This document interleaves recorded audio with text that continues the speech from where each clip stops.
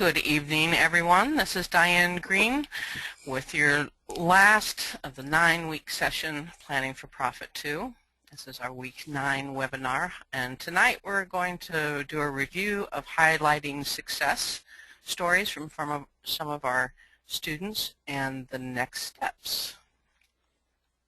Colette couldn't be with us tonight, so I'm taking her role. We're all kind of switching it up just for some fun tonight.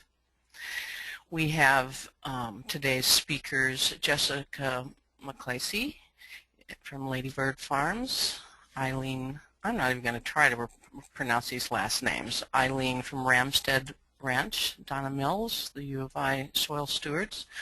John is going to join us to give us some good CPA tips, and Cindy William is our main instructor this evening. Melissa will continue as our facilitator and question moderator, and I'm going to facilitate different parts.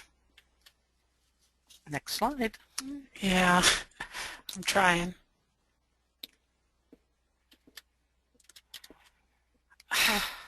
Yeah, it kind of got stuck. I'll just do the down arrow. Well, we wanted to look at all these pretty faces tonight, didn't we? Absolutely. I don't know what's happening because it's not moving. Okay, let me try something else. There we go. There we go. Hey, now see, Colette probably knew all this by heart, but I don't. But before I go into the webinar tips, congratulations, Suzanne and Alicia, on your new 7 baby goats today. As always, we want you to close all your other programs running on your computer. It'll make everything work a little bit faster for you. Check your sound, and if you're running into problems with clarity, speed, etc., switch to the phone, and that call-in number was provided in the welcome email. Mute your computer sound when you're using the phone. Type in your questions throughout the session in the chat and question box. Pink responses are private to you, and the green responses are full view to the audience. So don't say anything you don't want everybody to know. A review of our assignments. We hope you've had an opportunity to finish the readings and assignments for week 1 through 8. I know this has been a lot of information, and you'll be working on it for a while before springtime gets into full mode for you. The class Moodle site will continue to be accessible throughout the spring, so you can go back in there and review handouts and discussion board. And if you've not completed all of the course assignments, keep working on them. Just a little bit at a time is better than nothing. It will make a difference. Your time and effort will and are paying off. Hello, everybody. This is Cindy Williams, and I will be talking to you tonight. Thank you so much, Diane, for leading us in. And although I haven't really talked to you that much throughout the course, I've been on all of the weekly webinars, and I've really learned a lot throughout this 8 weeks. And my task tonight is to go through a quick review of the key points that we have covered, especially the highlights of some of the really useful tools that our instructors have told you about. And then towards the second half of the program, we're going to highlight some of our students that have volunteered to tell you what they've learned from the class and how they've put that into action on their farm business planning. So remember back week 1. I don't know if you remember, it's been a long time since then, but we covered holistic management and the SWOT analysis. I did want to tell you that we are going to go through these pretty quickly. This isn't for me to introduce new material, it's just for a quick review.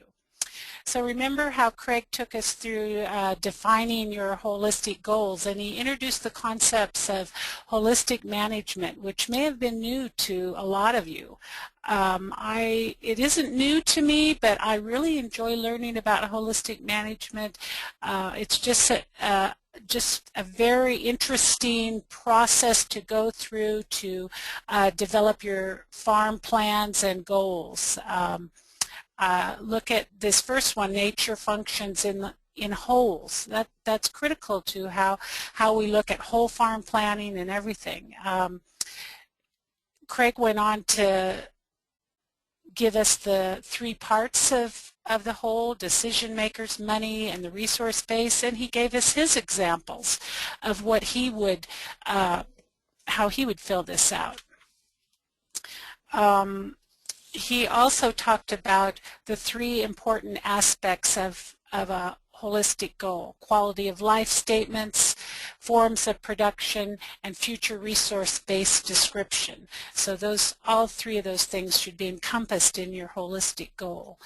I hope you are not forgetting quality of life when you think about your plan and your goals in life. Another really interesting part of holistic management to me is the 7 testing questions, and I know you did this as one of your assignments. I just think this is a really interesting way to test a decision using the holistic management process. So consider using this more and more, and it'll become more useful to you as you learn the different things that you can test your decisions against. And remember, this is the example that Craig gave us in testing his decision of whether he should rebuild his semi-truck or replace it. And I just thought that was really interesting. The next thing we did in week 1 is Diane introduced us to the SWOT analysis. And I remember from the poll that we did at the beginning, this wasn't new to all of you, but hopefully it's still a useful tool that you will use as you continue on in your farming, and every time you look at new enterprises, to go through the strengths, weaknesses, opportunities, and threats. And here's that template that we gave you. Whether you use the template or not, you know, go through those 4 things in analyzing your new enterprise. Diane went through this process, how she went through the process of looking at adding a value-added lip balm, and she went through all the strengths, weaknesses, threats, opportunities. This is just the strength slide, but she went through all of those, and then she showed us how she included the cost after she'd done the SWOT analysis.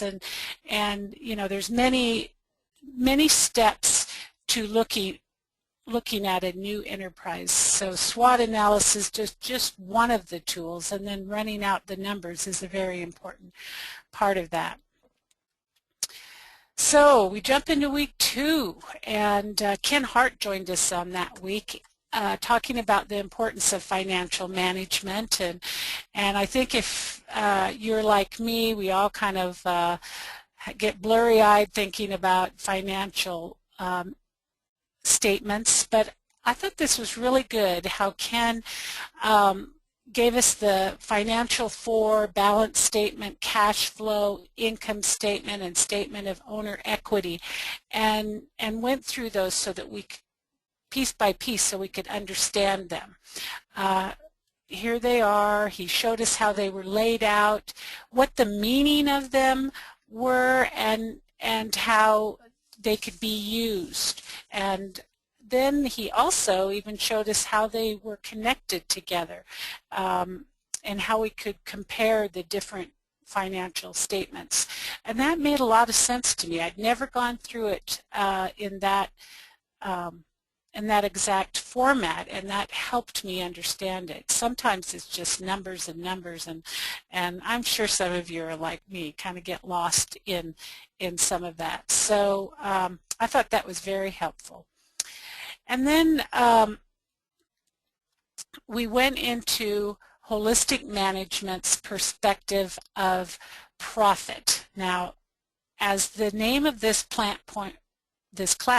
points out, planning for profit is the way that holistic management looks at profit.